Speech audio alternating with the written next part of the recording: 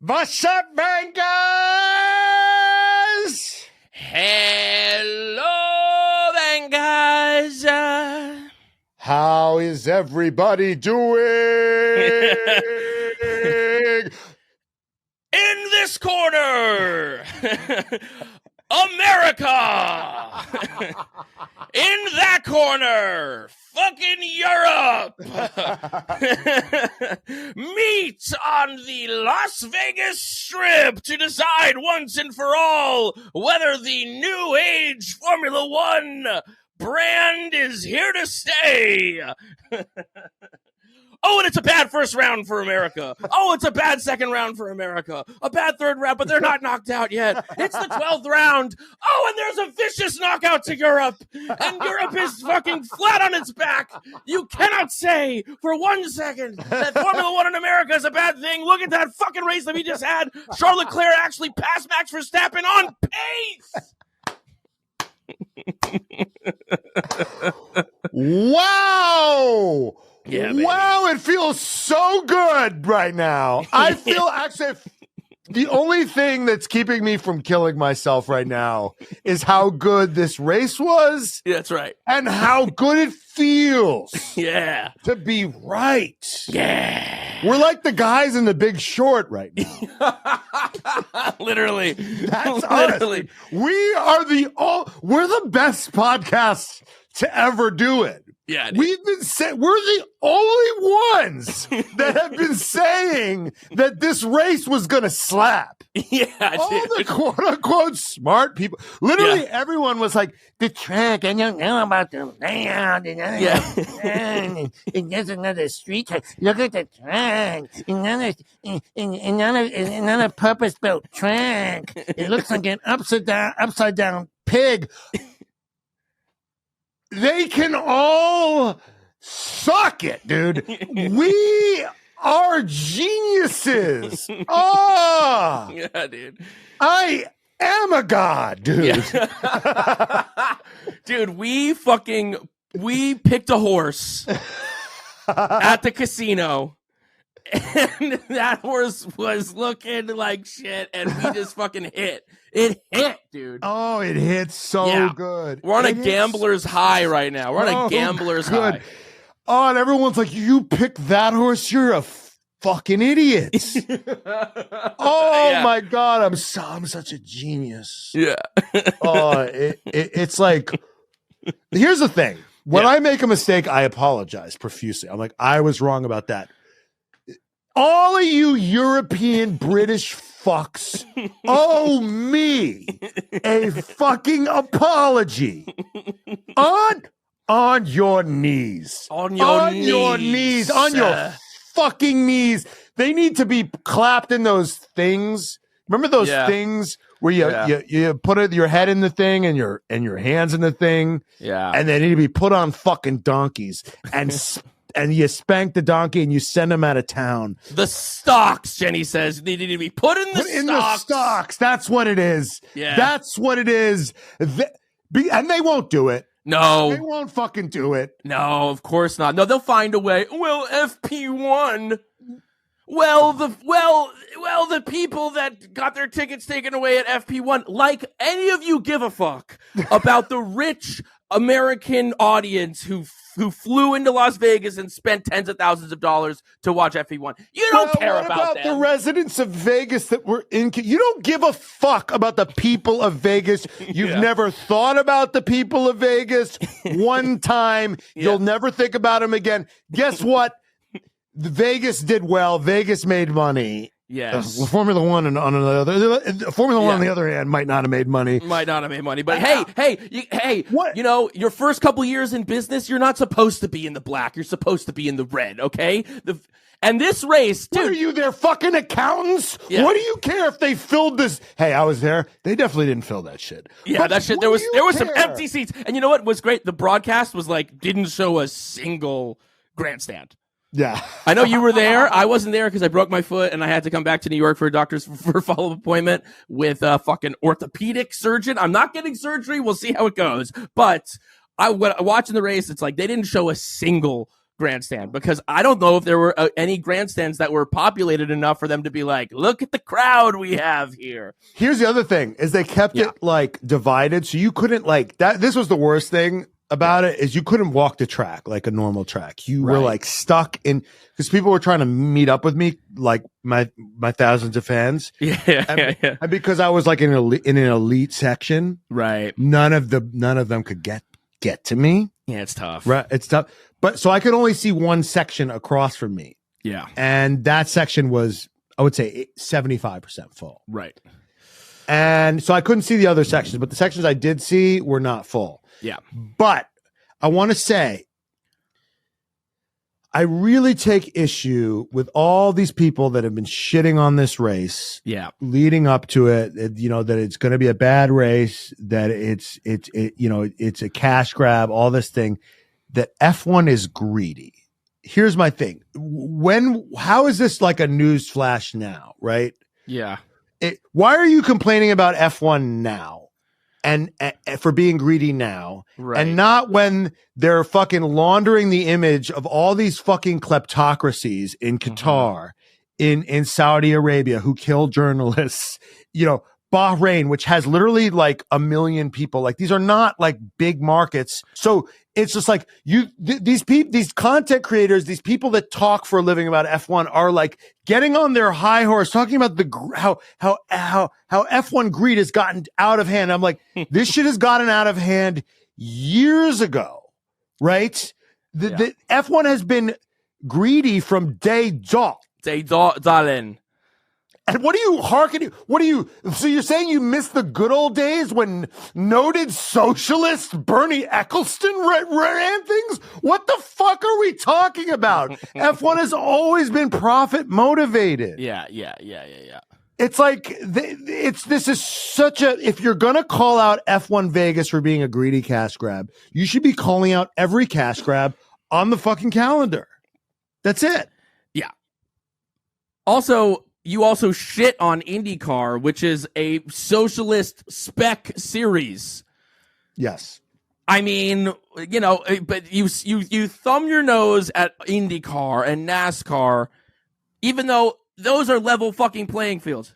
And those tickets are actually affordable. The average F1 ticket is actually not affordable. And the thing that's bringing those averages down, the thing that's bringing the average F1 ticket, this is really knocking the average F1 ticket out of whack. The reason the F1 ticket is as low as it is because of the races like Baku and the races like Bahrain, the races where they're taking a loss on the race because they don't care about making a profit. They care about laundering their image. Yeah. They just want to put on a race and have people come. They're not profit. They're not there for profit. They're there to for a PR perspective, because Baku is like, don't look at what we're doing in Armenia, right? And we're the only motherfuckers that have been talking about for the most part, the only motherfuckers have been talking about the sports washing in these places, and we're the only ones that have been talking about how perfect this Las Vegas race is. Yeah, how flawless. And you know who else is flawless, Matt? Our daddies of the pod. We gotta thank them. We gotta thank Kayla, Robin, Jordan Texera, Jay Lingle, Spencer Grieve, Javier Mera, Sheila Valeri, Chandler, Luana Galbano, Ali Santana, Carla Juarlo, Kimberly Whalen, Alonso of My Face 69, Donya Dinad, Jimmy, Muhammad Patel, Kimmy, sponsored by Mommy of the Pod, Hollister 584, Liv Lot, Kat, Future Dr. Dion, Steph Grossi, JB Fresh, Laura, Emily Gillenwater, Cody Hull is my F1 daddy, Branch W, Keep Up the Science Hate, and Hunter Scruggs. You become an F1 daddy of the pod if you go to patreon.com/TRF pod and get with the fucking program. Yeah, it was because I was there for the first couple of days. We talked to Yuki Tsunoda, we talked to Daniel Ricciardo. You might have heard us talk about that on the last Red Bull episode. It was amazing. We saw them do the hovercraft race, which you probably saw on Red Bull's channel. But yeah, the actual being in Vegas, it was very sectioned off. Like it wasn't like a normal F1 track. You know why? Because it's in the greatest city in the world. No, I hate that city. Yeah. Let me. Yeah. No, Let's talk some shit about Vegas. Let's no, get the into track. that. The track is perfect with zero flaws. The event Right. is perfect with zero flaws. Yeah. I might even argue that the manhole incident might have been perfect with zero flaws. No, I mean, the Carlos Sainz is okay. It could have been bad, but it wasn't bad. It was actually, you know what's interesting about that event? About that single incident? Yes. Is how outraged the Carlos Sainz fans were and how mortified they were. Yeah. And it was mortifying. I'm not going to argue that it was mortifying, but it just goes to show you how lucky and blessed he's been in his life. Yeah. Because if that had happened to Charles Leclerc, nobody would have blinked. Right. That's a hot dog down a hallway for Charles Leclerc fans. That's just another day in the life of a Leclerc fan. But it happens to the tight little assholes of Carlos Sainz fans. Yeah. And they're like, what is this? What is this? What, he is not just sashaying seamlessly from one event in his life to the next, just his hair bouncing, from one W to the next. Yeah, that I found that fascinating. Yeah. Yeah. I mean, Charles, for once, Carlos had an unlucky weekend and not Charles. For once. Yes. And did he have was it very unlucky? Yes. But in when you go to the, what they say about my dad always makes the joke. He's like, how big the book of Jewish professional athletes is? And I say, how about, he goes, small book, one page. The list of the book of Carlos Sainz, being unlucky. Yeah, that's like a couple Post-it notes on your bulletin board. The book of Charles Leclerc's mishaps, I mean, that's longer than the fucking Iliad, dude. That is long. It's Infinite Jest vibes, dude. Yeah. With Post-it, it's Infinite Jest. Yes. With end notes and footnotes to the end notes. It's crazy. Yeah. That's the fourth Harry Potter book that I looked at and said, guess I'm not reading these anymore. No, but Vegas is a shithole garbage place that should have many tracks run through it. They should do. When you see this demolition of a casino, I'm like, just leave it. What are you building there for? Just leave it. Just leave it there, because oh my God, it is a garbage place. Yeah, I remember it was so amazing when I walked into the casino. I walked into the casino and I was like, I've never said this word out loud in my life. I was agog. I was agog at the humanity in that building. Yeah. And I was just like, and I went, what? And then Brian, you read my mind. We are one until we are not. And I'm crying moments before this podcast because I'm so emotional from this trip that almost broke me. Yeah. I went, Brian, you went, where are the hot people? They're not here. I don't even remember saying that. You said, I went, what? You went, where are the hot people? They're not here. They're not here. Yeah, dude, it's tough. They're not here. It's I was like, what's the Nazi Triumph of the what's the Nazi propaganda movie? Triumph of the Will.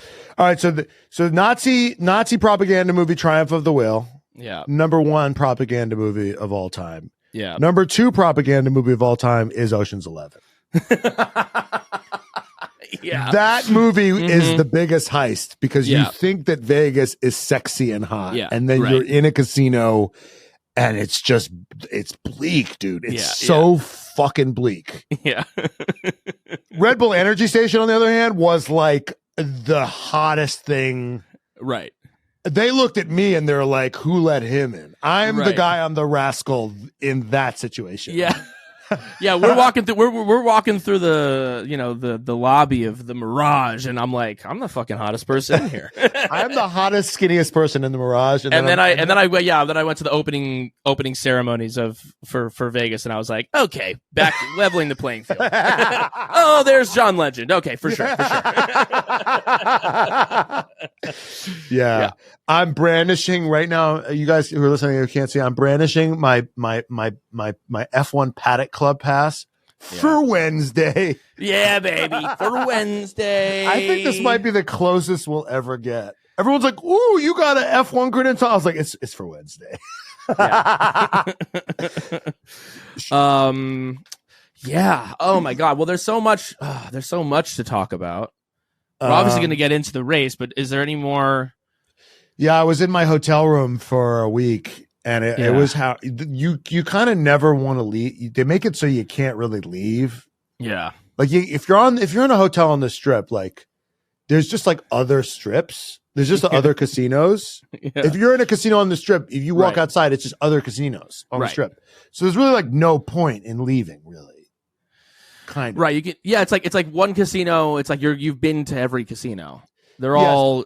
And you can walk just like from casino to casino to casino to casino. They kind of make that available for you as well. Yeah. So if you're me, you kind of have no reason to leave the casino. So you're just kind of living in a casino, which is the worst experience of your life. And so then you're just eating at the casino. You're eating breakfast at the casino. You're eating lunch at the casino. You're eating dinner at the casino. And it's just lots of music, lots of lights. Just bad covers and then flashing lights, and you're getting lost. It's so easy to get lost in the casino because they're like, you can't. They're trying to disorient you, and then you're like, "What's this? A Willy Wonka slot machine?" And you're just all of a sudden you're fucking. And then people are smoking inside, which I think is awesome. Right? Yeah, it is. When everyone thinks it's disgusting. Here's the thing: I don't smoke anymore, but when people are allowed to smoke inside, I have to smoke. Yeah, I have to do it. It's awesome. I know, it's so true. I don't. I barely. I mean, I've smoked a little bit, literally because we go on these trips together, and you're always buying a pack of cigarettes, and then I'm smoking. Like I've now smoked, about 8 cigarettes in the last 2 months. Yeah. It's the only thing that's keeping me from murdering everybody is that I get to as I smoke on these trips, and I smoke inside. Yeah, when you're inside a place that lets you smoke, it's like it's almost rude not to. There are so few spaces like that left in America. It doesn't feel like it's bad for you when it's inside. You feel like you feel like you're in Mad Men. It's awesome, dude. You're harkening back. You're in a retro. There's no ashtray. There's no ashtray around. You just ash on the floor. You're like, fuck it. Fuck it. When I was leaving on Wednesday night, I came back to the hotel and Matt was there resting, and then as I'm packing my bags, he goes, "Why didn't I break my fucking foot?" I'm so jealous you get to leave. I literally call Brian. I'm so miserable. Yeah. I call Brian. I'm so miserable, and I just hear wee. And I go, "What's that?" He go, "Oh, I'm with my niece. We're at a kid's playground." And I just hear the sound of frolicking children as I'm with the most degenerate. I'm surrounded by the most degenerate fucks. Yeah, you're with what they become if it doesn't go well. Yeah, you're there with the children where they grow into. Yeah. Oh my God. Yeah. Fucking A. But you did it. You survived. So you were at the race. How was the experience of being at the race? What it was perfect. Perfect. Yeah. It was perfect. No. It was actually kind of apocalyptic. You walk in, we walked into the same section that we were in. It was near the paddock, not in yeah. For sure. They kind of went. If you guys listening, if you ever get paddock club access, that's a trick. That's not the paddock. You're across the paddock. You're looking at the paddock. You're not in the paddock. So we were in the same section as the paddock club, and you walk in, and it's just there's red light everywhere. It's like red light. You remember the red light? It feels very right apocalyptic, like you're in hell. I don't know who decided to make red light the thing. Yeah. It's black, you're in darkness, and then red light. It's like Squid Game. Yeah. Like you're in the Hunger Games or Squid Game. It was very Hunger Games, Squid Game, dystopic vibes. Yeah. And here's the other thing that's crazy and sucked. Is usually what you and I like to do, Brian, Yeah. Is we like to, so the track opens at X time. Let's say it opens at 10 a.m. or in this case, it was like the track opens at 6 p.m. We're going to get there when the track opens and we're going to do Man on the Street. And then like, if it's qualifying, we might not even stay because we'll have been there for so many hours and we've gotten so much footage and we'll be so tired. We'll watch qualifying on TV. We're there to like mingle with the people. Yeah. We get there at 6, dude, expecting it to be full of, it's dead, dude. We kept going up to people and it's just like, I work here. It was just people that worked there. Because here's the thing is that and I think this was a mistake. And maybe it's not a mistake because the people that were coming to this kind of thing don't give a shit about like a support series, but there was nothing to do there. Yeah. There was no like activations. There was no support races. There was like, and you couldn't walk the whole track. There was like, you were in your section and there was like in my section, there was a merch store and like some Fortnite activation. And that's fucking it. Yeah. So there was really no reason to show up. Everybody showed up like literally 20 minutes before the race started. There was no, like when you're in Austin or Miami, even Miami, like you get there when the track opens and it's popping. Yeah. It's popping for like 4 hours. Yeah. So yeah, it was pretty bleak. Like the actual like pre-race being on track. The Red Bull Energy Station, like once you got in there though, was awesome and it was filled with people and the food was good and there was like a DJ called Disclosure who's apparently a big deal. I don't know who he is, but that doesn't mean anything. I don't know his work, but that doesn't mean he's not a big deal. I'll tell you that much. Yeah, there was a lot of beautiful fucking people there for sure. You know, I might be in LA 6, but I'm like a Red Bull Energy Station 2. You know what I'm saying? Yeah. Sure. Yeah, it's hotties there, dude. There was hotties there. There were some hotties. There was some baddies. But I literally flat tired a guy that looked like a millionaire. Like I literally stepped on the back of his shoe by accident and his whole fucking foot came out of his shoe. But yeah. Wow. It was tough. It was tough being as low status as I am, but it was great. It was great. The race was amazing. We're gonna get to the race in a second, but we got to talk about meeting Daniel Ricciardo and Yuki Tsunoda, which we did a little bit on our our episode about the Red Bull Unserious Race Series, but we can get into a little bit more now. Yeah, I mean, just 2 gems. Yeah, 2 beautiful baby angels. 2 people who scored very high on our Patreon episode where we, categorically ranked the drivers, one of the categories being precious baby angels who need to be protected at all costs. Yuki Tsunoda and Daniel Ricciardo are very high up on that number scale. Yeah. And I get it. It's just, it all makes sense. It all fits why people love them as much as they do. Because when you're in their presence, it's exactly what you think it's going to be. Yeah, I mean, Daniel was getting the time to like leave, and he just kept talking to us. Right. He just was genuinely interested in talking to us. Like he's like a real extrovert. I think he really gets. I think most drivers, they don't want to be there. Right. If I was a driver, I'd be like, I drive the car. Like, why do I have to fucking do? Right. Well, it takes a specific kind of person. Yeah, exactly. You would be on that trip and I would be on the Daniel Ricciardo trip. Be like, this is so fun. Like Red Bull is the most fun. Like Red Bull, if you're like that kind of guy, if you're the Daniel Ricciardos, of course he wanted to come back to Red Bull. He's like, they don't do that kind of fun shit at Renault. They didn't do that kind of fun shit. Even McLaren's kind of trying to be like that, but no one does the fun shit like Red Bull, and Daniel just eats it all up. I mean, he just munches it all down. Oh yeah. It's Red Bull's the best company. And I'm not just saying that as I'm decked out in their free swag. Yeah, they're the best company. They have the most iconic ambassador for F1. It's so amazing that isn't it just iconic that the F1 champion has been leading the charge against this thing. Yeah.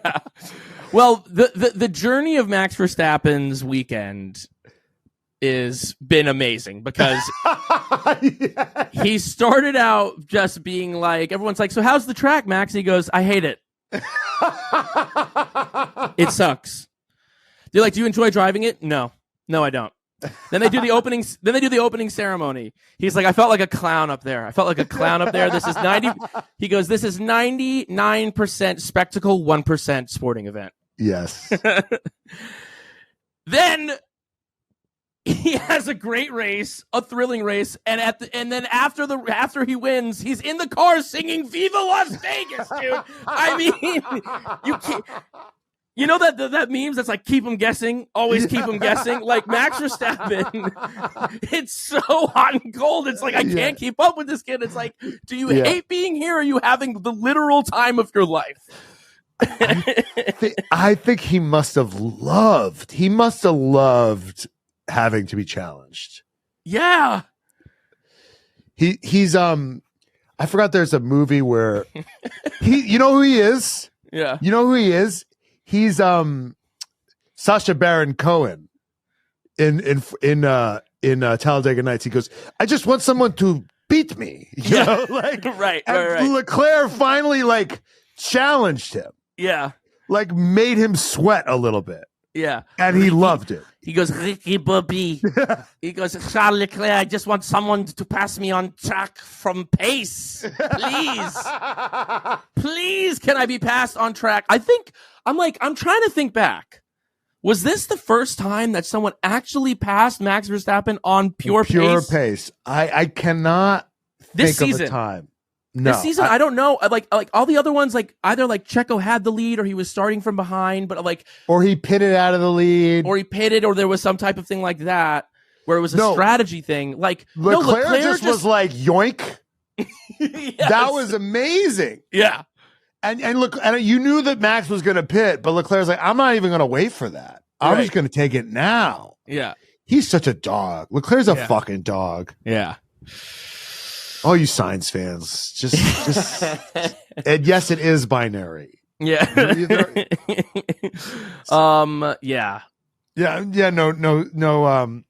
Oh my God. And when, what I love is, of course, when you bring a race to America, you're also bringing a race to the most litigious place on earth. Yes. There's already a class act. You know how many lawyers were in that crowd? Yeah.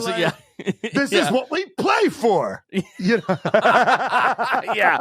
Yeah. So obviously FP1 happens 8 minutes in, the drain gets loosened. Carlos's car is destroyed. He's thankfully okay. And then they keep them like waiting. I think the experience of it was like that people were there. They were waiting for a couple of hours, and then they decide that I think they couldn't be there past Brian, pain and suffering. Right. They couldn't be there past 2 a.m. I think was like legally, like they weren't allowed to be there after 2 a.m. So at 2 a.m., like I saw this TikTok that this woman made where like the cops showed up and were like, you have to leave. The cops like came to this area and were like, you have to go. And they're like, but we paid for these tickets and like, aren't they going to? And they're like, no, they're like, you have to go. So they kicked everyone out. That's some Karen shit. Yeah. They're like, I paid for these. Right.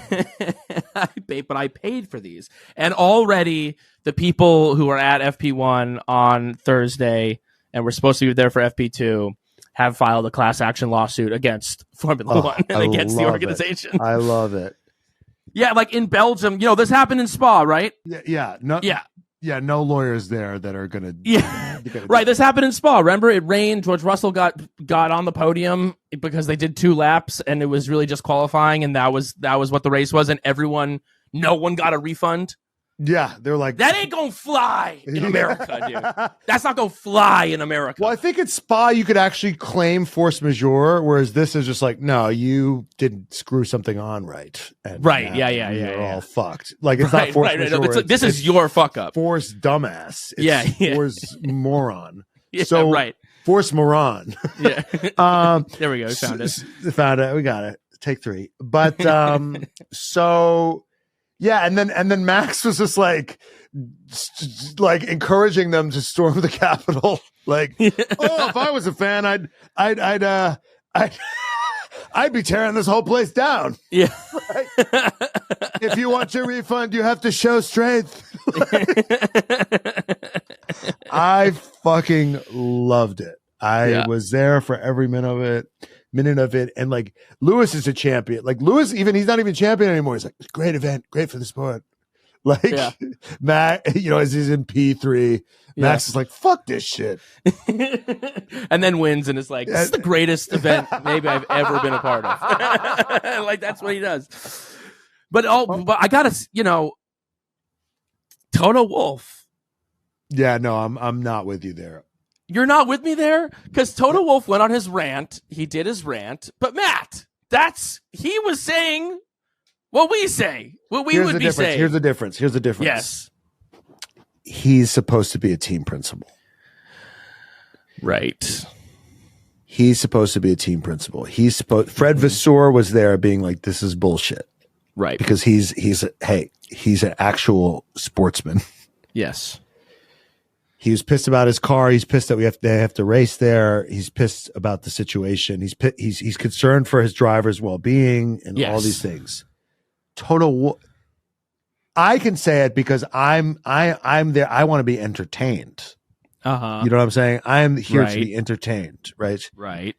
Toto Wolff is in a sort of wears two hats, right? Yeah. He is allegedly a team principal, but more quietly, he owns 33% of Mercedes Formula One team. Yeah. And he's a fucking stakeholder in the net success. He is protecting his investments. And that directly contravenes, he's kind of is a conflict of interest here. Yeah. Where like, he doesn't necessarily always have the drivers and immediate best interests and teams' immediate best interests at heart because he's thinking about his bottom line. Fred Vasseur is just thinking about like what's best for my drivers, what's best for my team. Toto Wolff is Christian Horner said it day dog. He's a finance guy, and all of and who was saying that Toto Wolff was a clown from day dot? Us. Mm-hmm. We were the first people on the fuck Toto Wolff bandwagon. I was saying, fuck him. He's a fucking business bro. Right. And he only cares about the bottom line and growth. And he's a shark. Yeah. He is a shark. And he showed his ass today, the other day, as being that.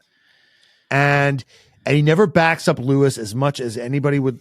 Christian Horner backs Lewis to the hilt. Christian Horner doesn't have a financial stake in Red Bull. He just wants to fucking win. Yeah.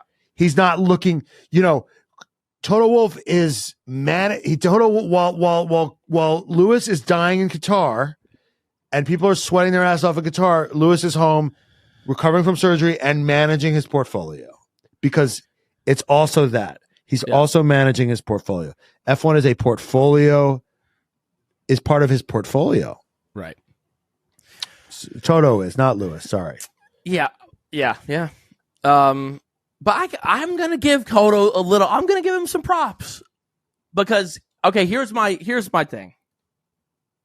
Because people were like, Toto Karen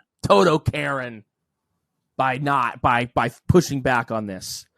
But the reality is, he said it was like drain pipes have come loose before. This isn't the first time that a drain pipe has ever come loose, a drain cover. It happened in 2019 to George Russell in Baku. They had to red flag the race. They had to red flag the session. It happens at street courses, and there was a fervor from the media and from people to turn this into like this is a black eye for the sport. And I think that Toto was up to here with people just horny for any fuck up that happened, and wanting to take shots at this event. So I was with him on that fucking rant. I thought that I agree. You are right, Brian. Yeah. But I don't think that it should be his place. Sure. It was a little bit odd that it's his place. He kind of has this air of like, I speak for F1 here. And it's like, okay, well, not really. You don't speak for F1. You speak for Mercedes. Formula One team. And to me, the biggest travesty out of that whole thing is that Carlos Sainz had to get a 10-place grid penalty because you fucked up. Now Carlos has to. You destroyed his car through negligence, and now he has to pay the price. It's like, that's bullshit. But here's the other thing. Now we're just quibbling, but he replaces his engine. He now gets an unfair advantage. He gets a new engine. Sure. So how do you, I'm honestly asking, how do you make it fair? Right. I think 10 places was too much. And here's the other thing. Shit like this happens all the time. Like, let's say Alonso, right, today, he takes out Bottas, right? Let's say Bottas has he ruins his engine, right? Yeah. Now Bottas has to take a 10-place grid penalty next race. That's not fair? But it happens all the time, right?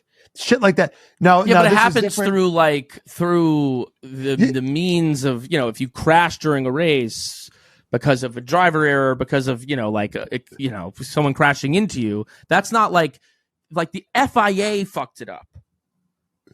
F1 and the FIA fucked this thing up. But if I'm Max Verstappen, right? And I dive bomb Lewis Hamilton, and I crash into Lewis Hamilton. I ruin his engine. Yeah. Lewis has to take a 10-pace. Lewis has to replace his engine. That's a cost cap hit. That's right. all. That's a hit on the cost cap. That's a hit on his engine penalty. That's all these things. Not only is that not fair to Lewis, but that's actually a benefit to Max in a cost cap era. Yeah. And and in a title fight. So there's all there are these things that are just inherently not fair about the sport in terms of we could put a lot of things into a shit happens bucket, right? Where the guy who the shit falls on just has to eat it. Yeah, that definitely happens. I just think that there's a difference between that, because that's a kind of accepted risk or an accepted thing that happens. And I think that it just. But where do you draw the line, Brian, between what's an accepted risk and what is not? Because okay, here's another example. Yeah. What if it's a bird strike? And to me, but there's no one to blame for that. That's not an organization. If the organization, the FIA, is handing out the penalties and the FIA fuck it up, that's what made this thing so potent to me, is that the FIA handed out the penalty and the FIA is responsible for making sure that the tracks are up to regs. Right. So the FIA fucked up, and then the FIA was like, and you get 10 places. And then they were like, what's the thing? So they were like, we would if we could, we wish we could give it to you, but we just can't. Our hands are tied. And I'm like, all right, well, 2020, Abu Dhabi 2021 happened. So Abu Dhabi, right? There's no way that they could a little bit of leeway. Yeah. Yeah. That's what I thought about that too. It's the rules are so written in stone until they're not. Right. So yeah. Until Etch-a-Sketch time. Anyway, so I guess that's my thought on it. And I was finding myself defending Carlos Sainz and in support of Toto Wolff this weekend. It was very disorienting. But what I want to say is just a really good day for me, in the sense that I was right about Vegas. Mm-hmm. And I was right about Toto Wolff. And everybody's getting the ick for Toto now. But right. No one's admitting that they were wrong about Vegas. So it's just I'm not fully nutting as hard as I could. Yeah, they're hiding they're hiding right now, but they'll have to fucking face the fire. Okay, let's get into qualifying. Let's get into the race. So that was FP1. Then quali was kind of Logan Sargent, Alex Albon. Yep. I fucking bet on them through BetMGM, one of our partners. I put $53 on Alex Albon to get a top 3 finish, which would have paid out $1,000. Didn't happen in the race. But all weird, they've been talking about the fucking straight line speed of the goddamn Williams. And then it was nowhere on Saturday night, but it was there on Friday. I mean, Logan Sargent getting, I think, 7th? But really 6th because Carlos took the penalty. We talk about how we don't want an American in F1, but I was getting bricked up. I was rock hard. I've never Maybe I haven't felt this patriotic since 9/11, honestly. with Vegas, everyone hating on Vegas, and then Logan Sargent getting a Q3. Yeah. I was really fired up. Yeah, I was really rock fired hard up. for that. I was like, if he was doing great every weekend, I would be so pumped. But this weekend, to me, showed that, to me, Williams wants to keep him, right? And like that showing, I think, is enough for them to be like, well, look at. They're look dying for a reason to keep him, and I think he showed. He gave it to them. Yeah. Yeah. Qualifying was good because people were out of position. Lewis was out of position. Checo was out of position. Yep. Ocon was out of position. The McLarens were fucking nowhere. We're nowhere. Nowhere. So it's set up. It set the stage for some good shit. Yeah, and I think that was important. Yeah, the Alpines like randomly had pace, even though this whole year they've been like, all right, we can't do shit on the straight line because our engines suck. This race threw all these curveballs. I was expecting McLaren to be, for both McLarens to be out in Q1 was wild. Yeah, for the Alpines to both make it into Q3 was crazy. Or did they both get it? Or no? Or was it just no? Gasly made it to Q3. Just Gasly. Ocon was out in Q1 because Ocon actually got so Ocon like cut Max. Right. Like Ocon like broke the quote unquote gentleman's agreement. Yes. And then Max like fucking ruined his lap. Was like, no. And then apparently I think he admitted that he ruined his lap in an interview, and then nothing happened. Because here's the thing. Yeah. Max understands rep, because Ocon will never do that again. Right. Don't cut in front of me in the line. Yeah. You don't do that shit. Right. I do that shit in Brazil where I fucking. Did you see that clip where he just went on the grass and just fucking cut everyone in the pit lane? Cut everyone in the pit. I was in the pit exit. Yeah. Yeah.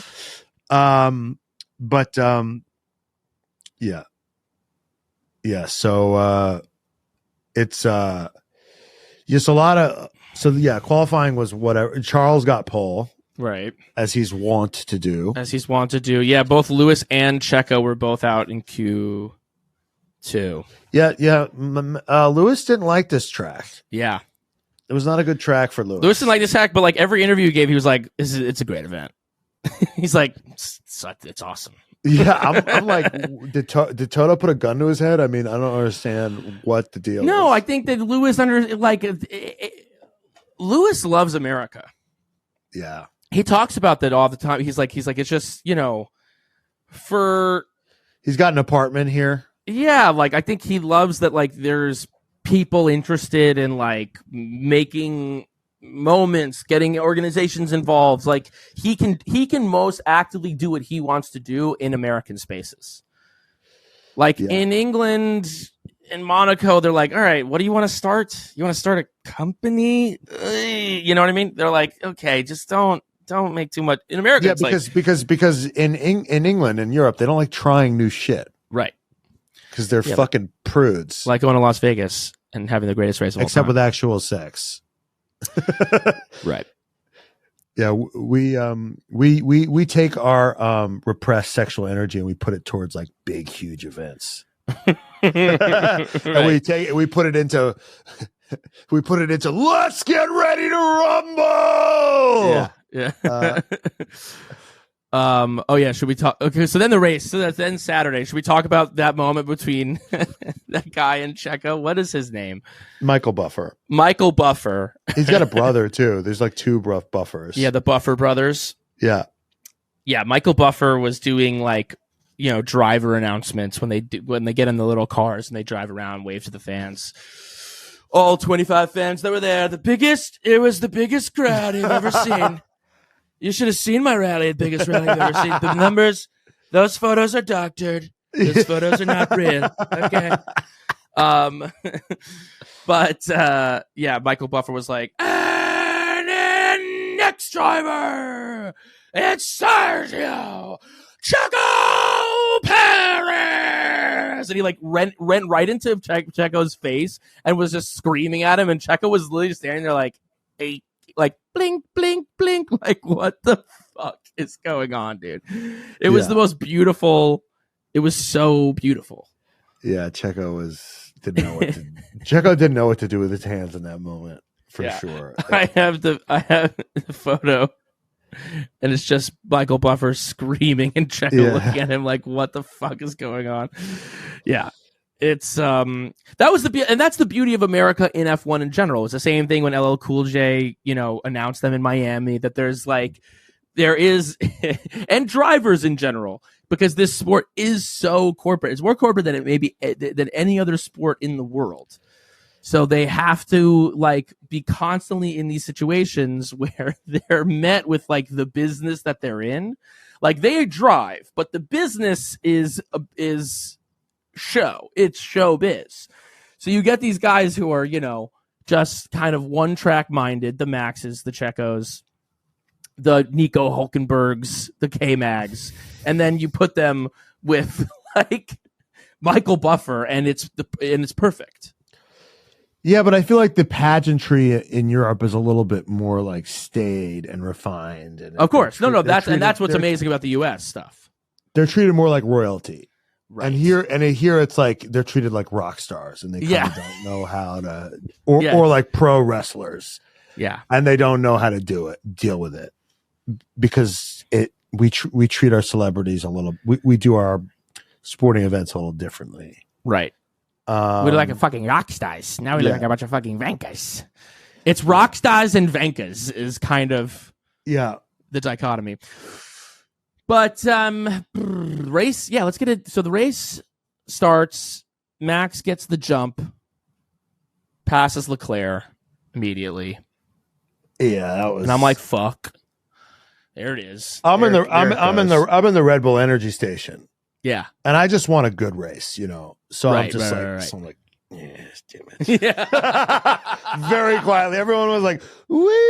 Yeah, everyone's like, oh my God, he did it. You're like, God damn it. Can we just could he have had a lead for a little bit longer, Right.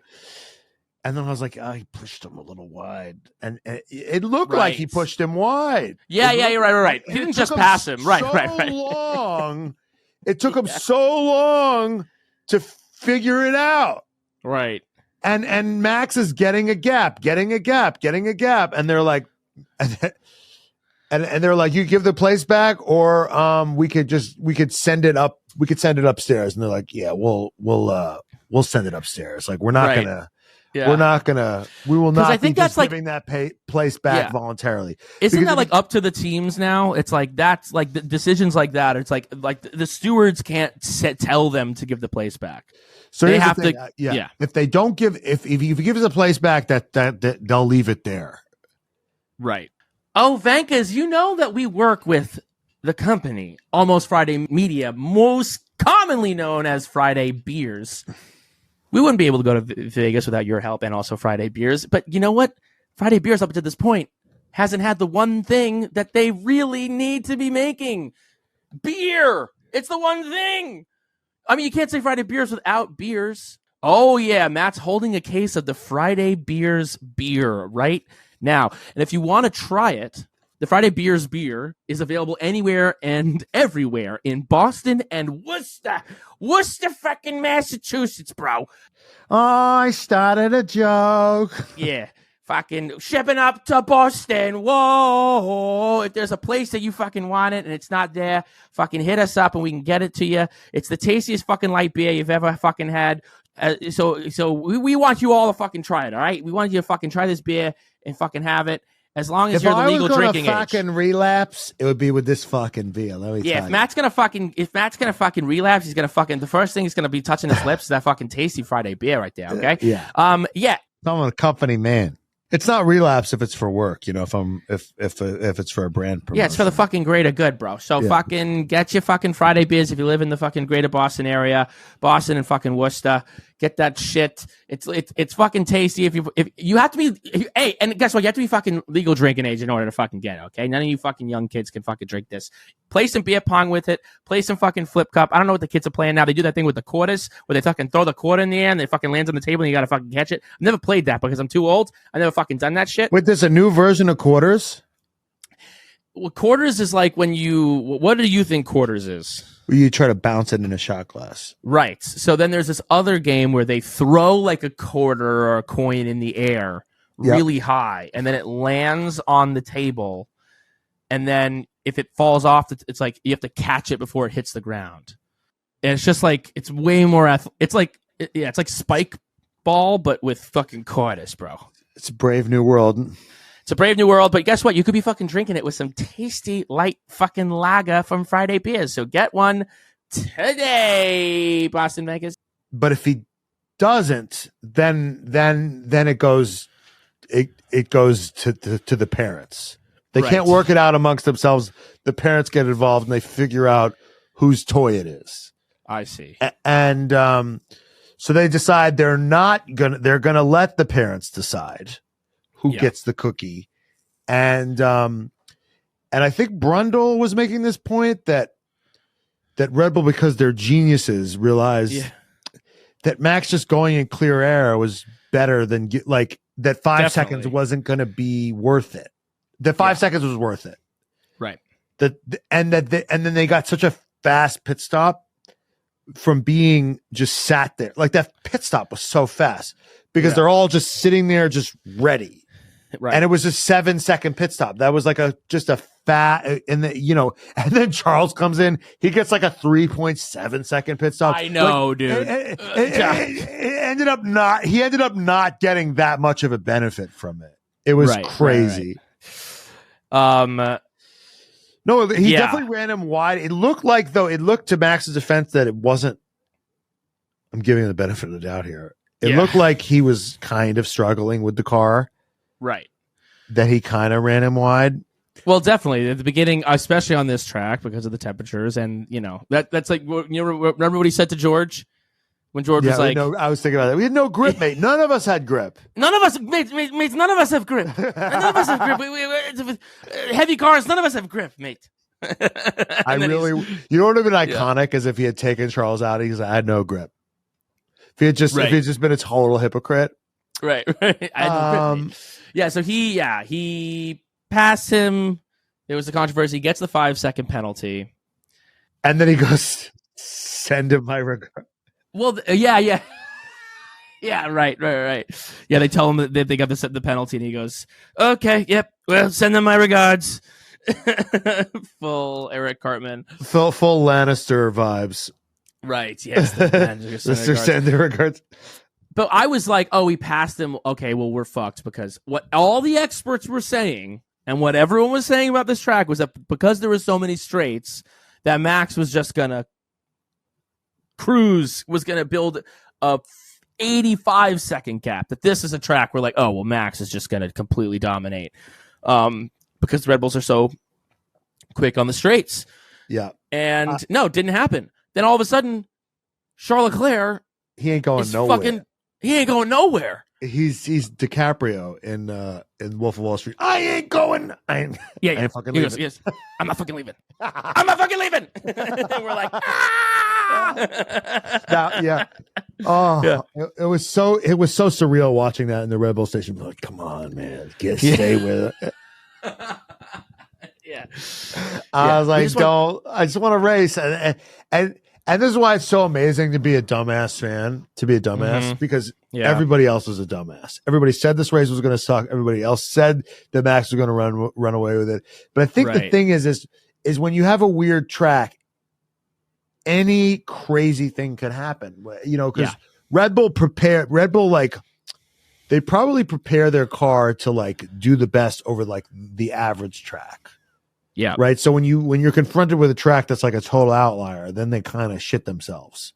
Yeah. And then when a car that's more peaky or more like a car that has to be in the perfect window can do better in an outlier track. I think a car like Ferrari, which has more trouble with Deg is going to do Yeah. a lot better on a track that Right. is cold as shit and is new. Right, it's the fresh tarmac. So the also the Ferraris do well on the high speed because like the Ferraris did well in Monza. Yeah, the Ferraris actually can and pull Singapore. Yeah, but that's not a high speed track. I'm saying it's that not? like no Singapore's. Remember, your whole point was that that Carlos Sainz did best on the track where you have to drive slow. There was a lot of straights, wasn't there? Yeah. But like. My point is that the Ferraris like have sneaky straight line speed. They're actually like they're sneaky quick when it comes to that. So I'm looking at the so Charles gets him like around like lap 16, 17, starts chipping away at it, and then fucking passes Max Verstappen on track through sheer pace. And I was like, holy shit, we have a race here, ladies and gentlemen. And there was no tire differential. That was the other thing, is that maybe Max has been passed when there's like some crazy tire differential. That was the other thing that was crazy. They were both on mediums, and no age difference. Right. So it was this. It was just he straight up same tires. It was crazy. Yeah, I was like, whoa, he really because Max still hadn't taken his pit stop, so I was like, that's an extra 5 seconds to come in. So that happens. And then there was the Norris crash in the beginning, but that was so early that it didn't even make sense for people like that. That was a safety car that came out so early that it didn't even. It made sense for I think Checo. Well, Checo have some Checo had damage too. Checo had damage because of the opening lap. I think so a few other people. Stroll and Sainz came in. I'm looking right now. Stroll, Sainz, Perez, Alonso, and Bottas all came in. Esteban Ocon did not go in. No. Yeah, so there was the chaos on the opening lap as well on this start. Alonso just spun. Alonso just spun. I think there was oil or something on that. Well, track. there was an oil spill. That's why there was like that white shit at the very start. That was like powder that sops up the oil. But also I doubt that. I mean, maybe that has something to do with it, but I think it's probably it definitely had something to do with it. Oil and cold. It must have been nearly impossible for one man. For Don Fernando. Yeah, so there was chaos within that. So a bunch of people came in the beginning off of just like people who got hit in there. So like, but there was incidents with Bottas, Alonso, Sainz, and Stroll and Perez, and actually Lewis was in there, but he actually didn't pit. Then, there's people moving. Leclerc passes Verstappen on pace. Verstappen dives into the pits around lap like 16. Then a bunch of people, if you were going for the two-stopper, that's kind of when you would do it. Because this kind of became a difference. This race was kind of like, do you go for one stop or two stops? And there was God, Brian. I got to say something. Yeah. I was watching this race. I don't know why, but they decided to like air like a different broadcast team like on the track. Yeah. And it was Connor Daly. Connor Daly was commentating this race with friend of the pod with some other guy. Poor Connor, man. Yeah. Connor did a fine job, but this guy he was doing it with fucking sucked so much dick. Like the play-by-play guy, it made you realize like how good at the shit that Crofty Brundle are. Yeah.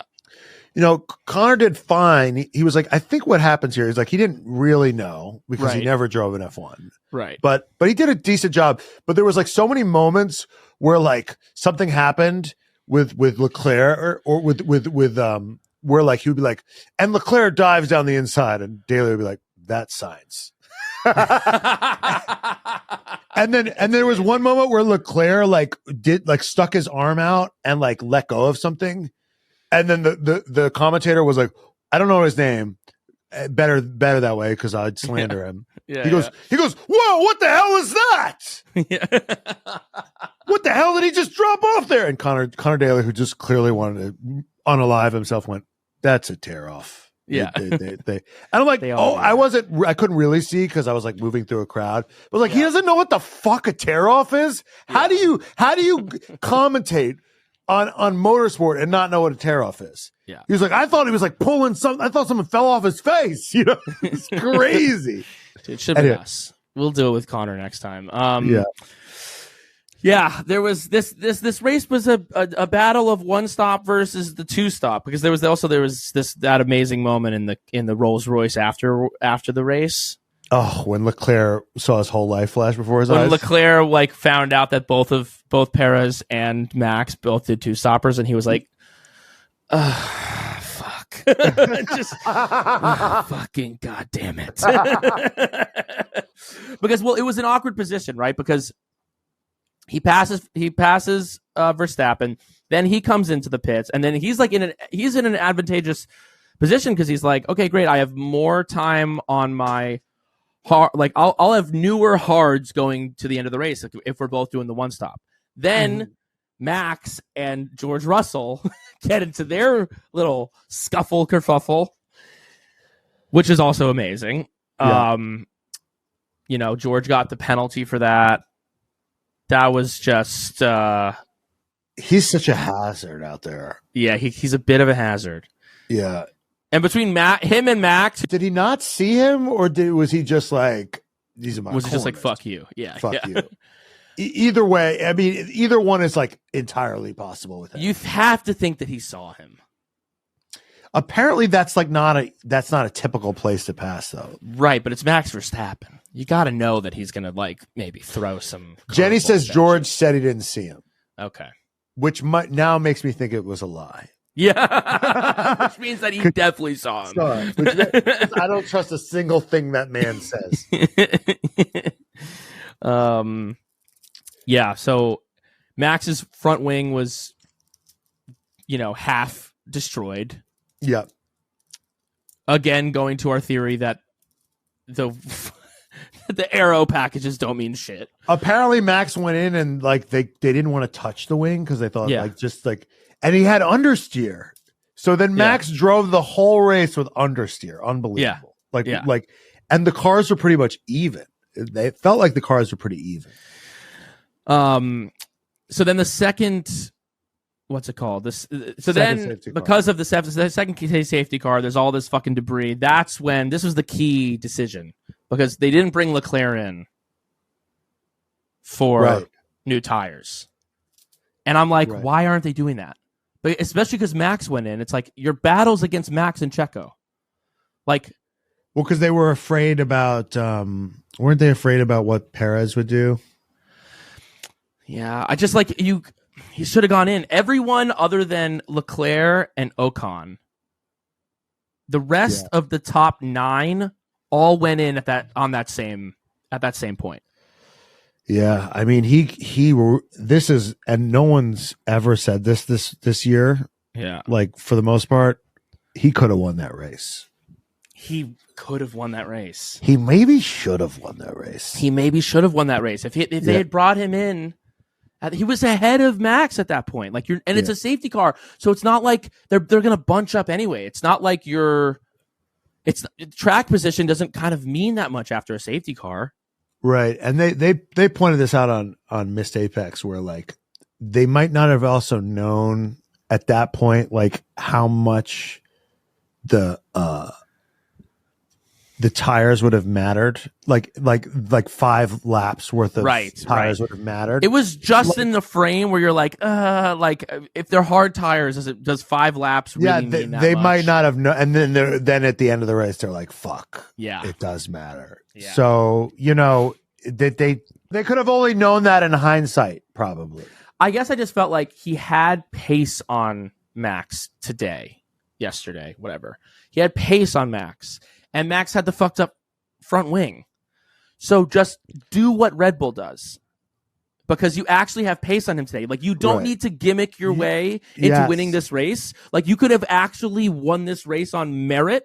Do whatever they do and you'll win. Just do whatever they do, and that way you actually have the best shot, because it's like you don't need to pull a rabbit out of the hat for Leclerc to have won this race today. Like, they could have just followed their lead. You only zag when they zig when you're slower. Exactly. Yeah. They were just as fast, if not faster. Right. And they had the lead. Yes. Yeah, that's a good point. Yeah. That's a good point. We're just it's crazy. Like, I think that's my kink, is being right. Mm-hmm.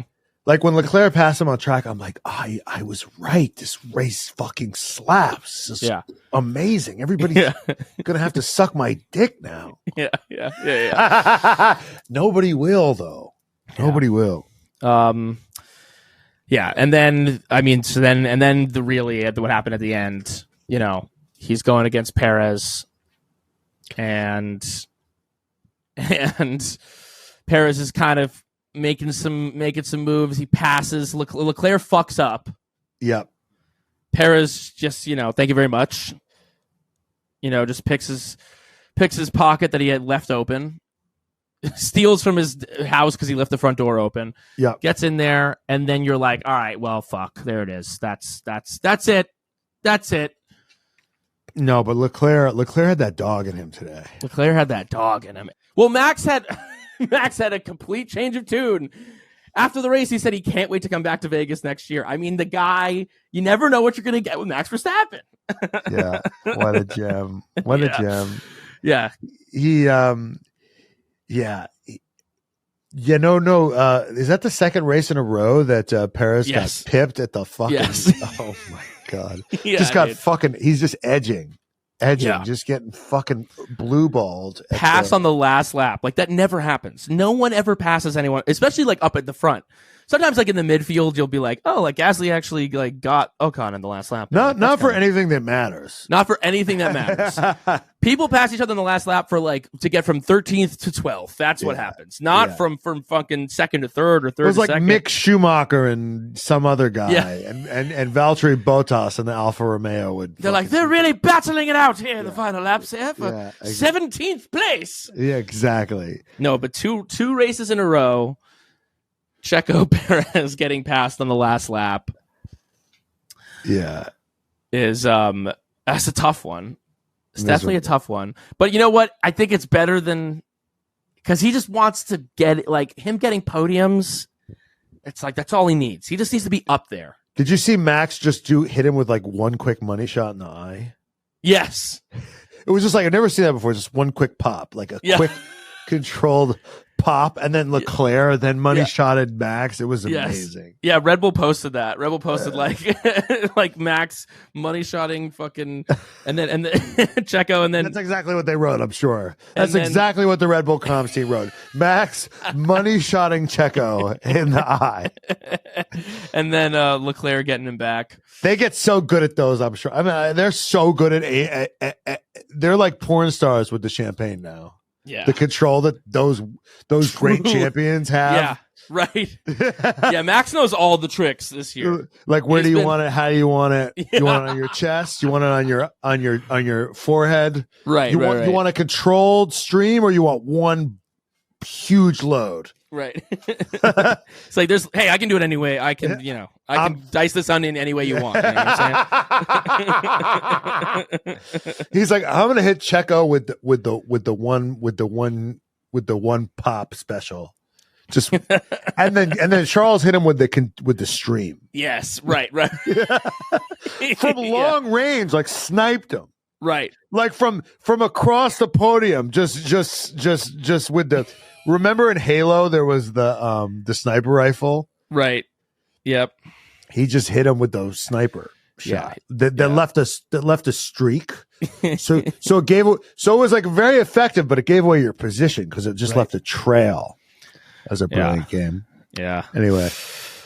What amazing men and their useless skills that have no like like if you took F1 away, if you took motorsport away, like what could they actually do? You know?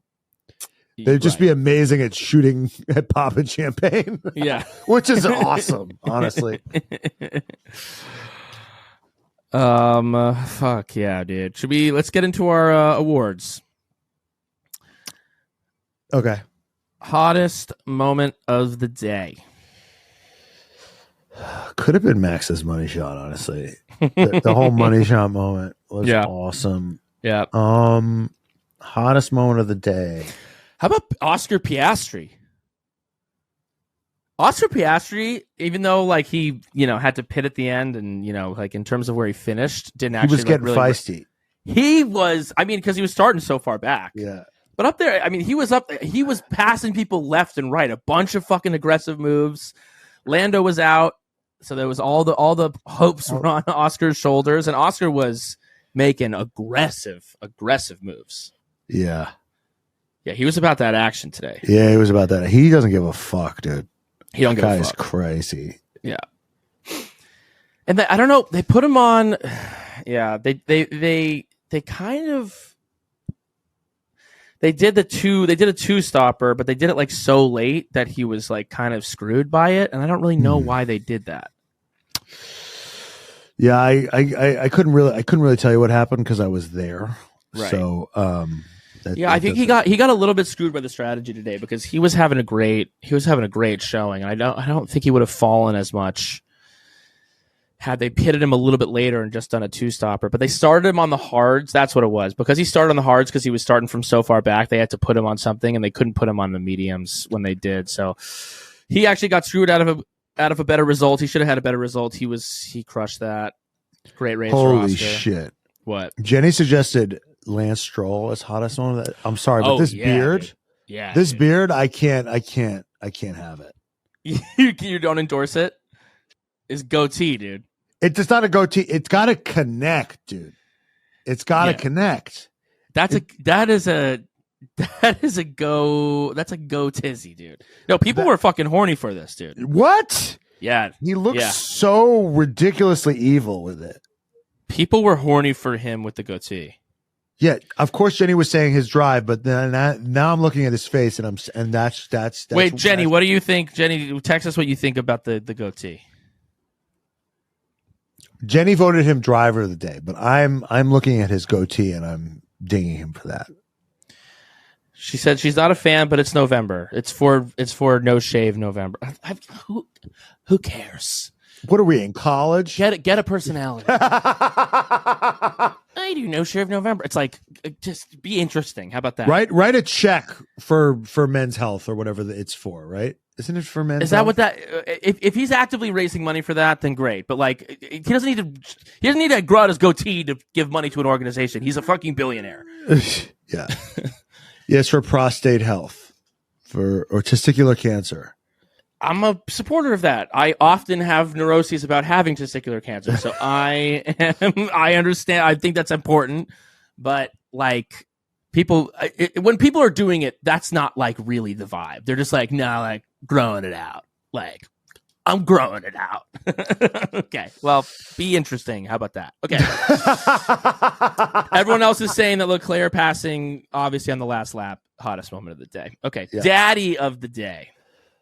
I'm going to have to go with me. Okay. And you. Yep. Just screaming in the wilderness. Just nobody listening. Yes. About this race going to slap. Right. I mean, we got receipts. About Toto being a tool. Yep. Gavin receipts. Just a big victory lap for us, honestly. Yeah. Can we nominate ourselves as daddies? Is that okay? That's fine. Yeah. Can I suck my own dick for a second? I mean, sure, dude. I can try. Yeah. Jenny wrote your show.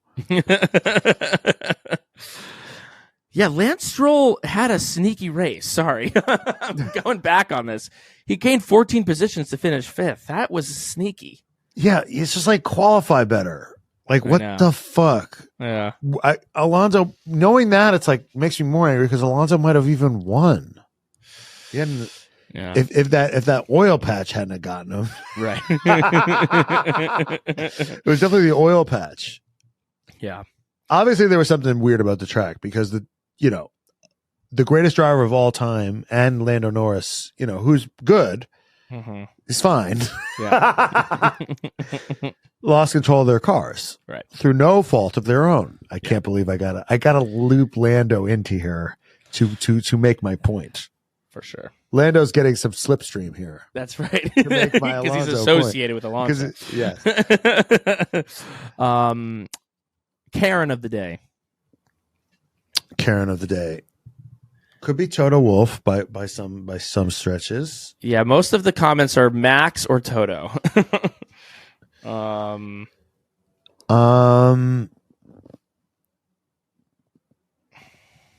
No, Karen of the day is every fuck. Yeah, right. Every rat fuck out there pretending to give a fuck about the people of Vegas. Yeah.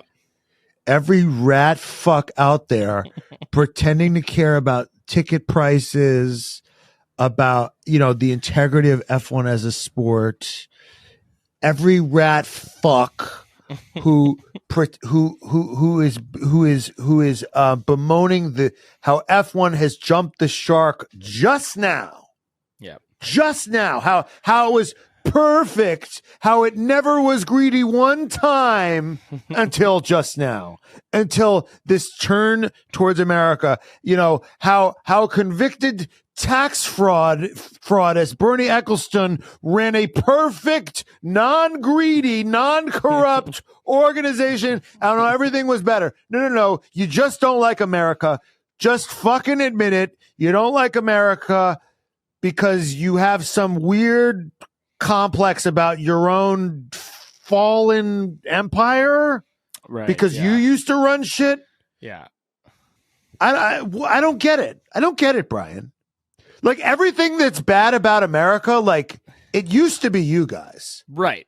Like, for longer and worse. Yes, everything that we've done to fuck up the world, yeah, you've also done. Right. It's power bottoms. They get to be like, but we don't do that anymore.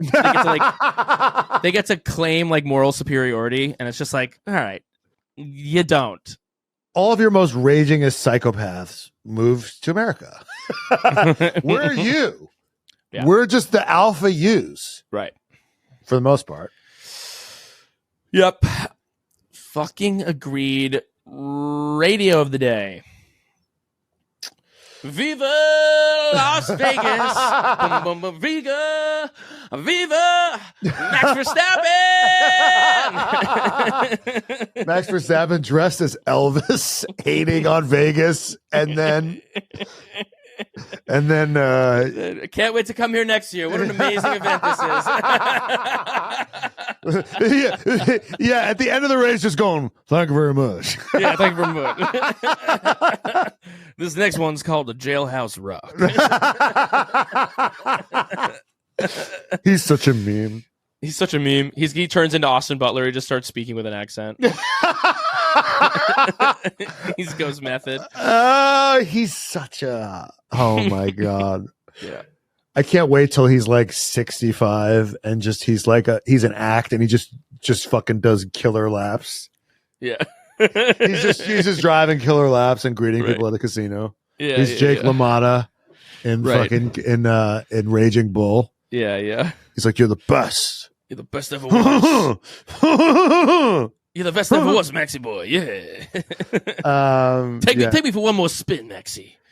You know what's another interesting radio was when they told Ocon to hold positions and then he just fucking I was like, sorry, I can't hear you. You mean send it? Yeah.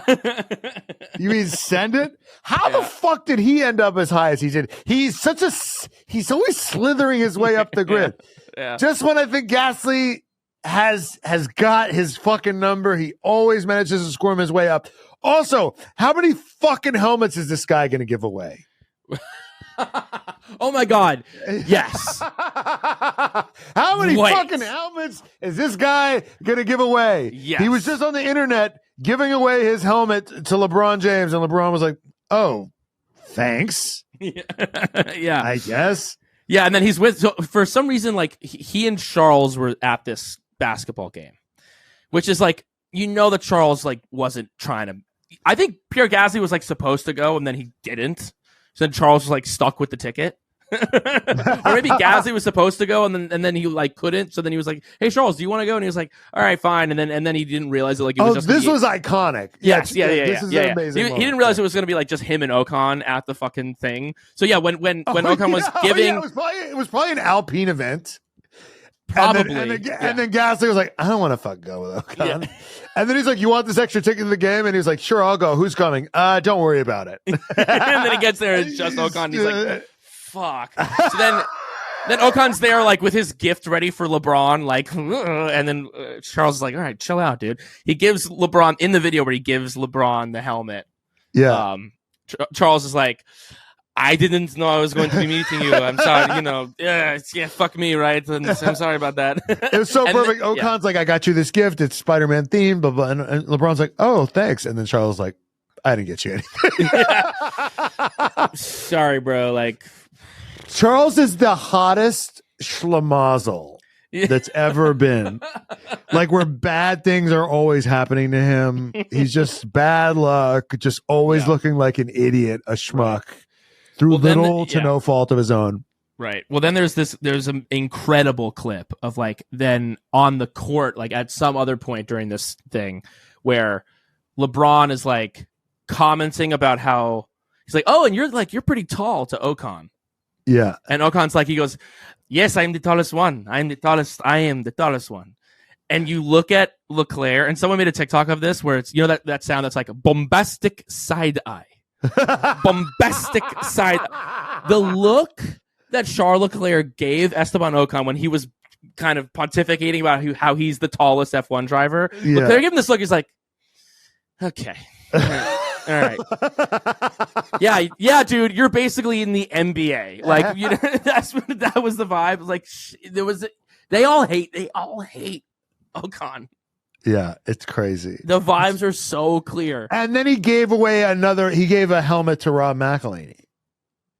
No, he gave a helmet to Ryan Reynolds, I think. Okay, sure. Yeah. And it was like Deadpool themed. Right. Pander much? Pander much? I know, it's so fucking chuggy. It's like I made monogrammed. I got it made on Etsy. It's like no. Apparently, what's crazy is like the reason these Marvel movies are failing now. Yeah, is because like millennials are old, right? And Gen Z kids they're bringing in new actors, right? Like they're like, this is the new generation, new kids on the block, right? And millennials are like, I'm out. Right. And they're hoping I like Tobey Maguire actually. Yeah. Not this Tom Holland kid. Or Robert Downey Jr., right? Yeah. And like Gen Z young kids are like, this isn't for me. Right. Like the young kids don't care as much. Gen Z kids don't care. The Gen Z will watch these movies 10 years from now on TikTok. But in clips. They're like, I've seen like 6/8 of it on TikTok. Yeah. But yeah, it's like so weird that a guy his age like loves Marvel. Like most people his age don't love Marvel, I feel like. He's like right at the cutoff point. No, because he's like 25? Yeah. Oh, he's right at the cutoff point? He's at the last hanging branch of that. No, but that's true. It's an interesting point. Last award, a red flag of the day. Can I also give it to all the rat fucks? Yeah, of course. I mean, that's the rat fucks. Yeah, the rat fucks. Yeah, 100 motherfucking %. Yeah, the Vegas GP. Is there anything else that we need to fucking cover before we let these people go back to their lives? Shit, he's 27. He's 27. Yeah, he's he's a young millennial. He's a young millennial. Yeah.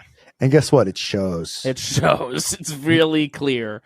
Well, you know what I hate about Esteban Ocon is it's like the same thing that Europe hates about America. It's like the worst part of yourselves. Yeah. Yeah. The best part of you is Martin Brundle. There were a few choice moments of Martin Brundle on the grid walk before. He like tried to interview Shaq. Shaq like wasn't having it. And then Shaq just like walked by and he's like, anything you want to say about the race? And he goes, Lewis Hamilton. And then he just walked off. Psychotic. He also photobombed Shaun White and I think Paris Hilton. They were like taking a picture. Brundle, and Brundle was like, I think I'm gonna go. I'll do a little photo bomb. And he was just like stuck his fucking face in there. Wow. He's a fucking ledge. Yeah. I think that kind of does it. We got one more race in this silly little 2023 season. Yeah, I'm exhausted talking about it. I can't imagine how exhausted these guys are actually doing it. Being in it, yeah. I mean, this race almost broke me as a person. Yeah. Just being there. How do you like sleep in different beds all the time and like go to different places, different time zones? It's just crazy. It's fucking crazy. Although it becomes your normal. It just becomes like you're not like breaking a routine because that is your routine, you know? It's tough, man. Yeah. It's tough. Brian and I raced Rascals scooters. Yeah. Got maybe 3 views on TikTok. Yeah. I was like, no one's going to care about this, but hey, we had fun doing it. Yeah. You know what they say? One for them, one for me. So that one was for us. Yeah. I feel like a lot of these were for us. I mean, I feel like seeing Yuki was for us and you guys. Yeah. We couldn't have done it without. It's kind of surreal. I think we should just take stock, be grateful that, a couple of years ago we started this thing. We were like, we just thought it'd be a hobby. We would just blow Daniel Ricciardo as like a hobby. And then we were like so close to being able to blow him in real life. And like, obviously that would be inappropriate. So we didn't. Right. Of course. But it's like, how the fuck did we get from like watching this guy on TV to like, talking about him to talking to him. Right. It's kind of surreal. Yeah. Well, and a lot of you have been along for that entire journey. We've got people listening who have been there since day dot. And whenever you joined the Vanka Nation, we appreciate you. What if we started doing to our fans or our listeners, like what F1 content creators did to like F1 fans? Like, what if we started being like, oh, you just like started listening like post Yuki interview? Yeah. Like you're a post Yuki fan. Like you're not a real fan. Like get out. Like we started like gatekeeping our own fans. Like it's fucking insane. Though we do have a bunch of fans that are like, I'm a daddy. And then we ask their name. And then I'm like, you're not a daddy. They're like, yeah, I don't know why I said that. There's a lot of stolen daddy valor. So I was like, I'm a daddy. I go, what's your full name? Because if it's not one that I hear from Brian every episode, then I want someone to introduce themselves to be like, Alonso all over my face. 69. Keep up the Carlos, keep up the science hate. Yeah. Just name one of those people and I'll just think it's you. Yeah. Anyway. Well, we love you, Vankas. Hey, we got some new merch and fall styles, so go fucking check those out. Link will be in the description. And we're going to join the Patreon. Yeah. Link will be in the description as well. Netflix Cup coming out. Right. Yeah. Netflix Cup. We're going to talk about that. Likability rankings we had out. Very controversial. Yes. Bunch of really great episodes over there. Okay. Abu Dhabi predictions. Last race of the year. Leclerc. What kind of track is it? Yas, Marina. Yas, Marina. Or Yas, Marina. Go off, Marina. The Yas Marina circuit. There's a bunch of 90 degrees, a couple long straights, and then a bunch of kind of 90-degree turns. Not too many high-speed corners, but a few. It's kind of combination skin. You know what I mean? It's not oily or dry. It's both. It's got a little bit of everything. I think Ferrari could. Oh, yeah. Okay. Yeah. I think Leclerc is out for blood. Yeah. Yeah. It's got the 90. This could be a good track for Leclerc. I think that Max Verstappen doesn't win this last race. I think it's either Lando Norris or Charles Leclerc. Those are my thoughts. He's given like, I already got into the college of my choice. Max, yeah. Yeah. And now he's being made to take like honors physics. Yeah. And he's like, what the fuck? I already won the champion. Could you imagine? He's like won his championship like 6 weeks ago. Yeah. And he's still got to fly to all these places and do all these interviews. And I get it. Yeah. But anyway, I mean, it's really, and then he's finally like challenged. And he's like, Viva Las Vegas. Yeah. And he's so happy. Yeah, he's so happy to just feel something again, you know? Right. Anyway, we got to thank Danielle at Red Bull. Yep. She's a real one. We love you, Danielle. Thank you, Danielle, Red Bull. And Fallon for getting us an opening night. That was awesome. Opening night. That was awesome. Yeah. Thank you. And also all of you for getting us the clout. Yep. And BetMGM. Thank you to BetMGM. BetMGM. Making it happen. Making it possible for us. Yes. As well. And Friday Beers. Thank you to them too. And Jenny. And our whole crew. We're feeling very thankful. Numbies. Brian Bakes. Issa, Robin, Malia, Alex, Gabby, our whole crew. The whole squad. We thank you for all of it, and thank you for listening. We love you, Venkers. Goodbye, Venkers. Now we're a bunch of fucking Venkers.